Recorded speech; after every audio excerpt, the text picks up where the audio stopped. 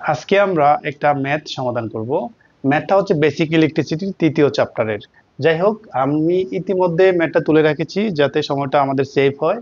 তো প্রশ্নে বলা আছে যে 50 মাইক্রোফ্যারাডের একটা ক্যাপাসিটর আছে। সেক্ষেত্রে এই যে 50 মাইক্রোফ্যারাড এবং 220 ভোল্ট সরবরাহ করে, তখন হারাহারি সংযোগ করলে সঞ্চিত শক্তির পরিমাণ কত? তো এখন আমাকে কি কি দেয়া আছে আমি সেটা বের করব। যে এখানে দেয়া আছে হচ্ছে যে সি ক্যাপাসিটর হচ্ছে 50 মাইক্রোফ্যারাড। যদি এভাবে দেয়া থাকে মাইক্রোফ্যারাডে, তখন এটাকে ফ্যারাডে নিতে হবে প্রথমে। তো 50 ফ্যারাডে নিতে গেলে 10 ইনভার্স -6 গুণ করতে হবে। ওকে, তারপরে বলা আছে ভোল্টেজ। ভোল্টেজ ভি সমান 220 ভোল্ট। ওকে, তারপরে আমাদের বলছে সঞ্চিত শক্তি।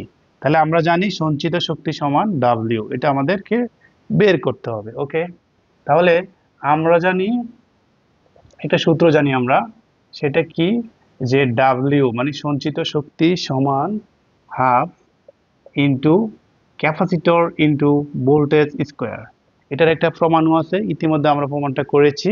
এখন আমরা ওই প্রমাণের সূত্রটা দিয়ে আমরা ম্যাথটা সলিউশন করব। ওকে, তো এখানে হাফ সি ক্যাপাসিটর হচ্ছে এটা, লিখবো 50 ইন্টু 10 ইনভার্স 6, আর ভোল্টেজ হচ্ছে 220 ভোল্ট, 220 স্কোয়ার।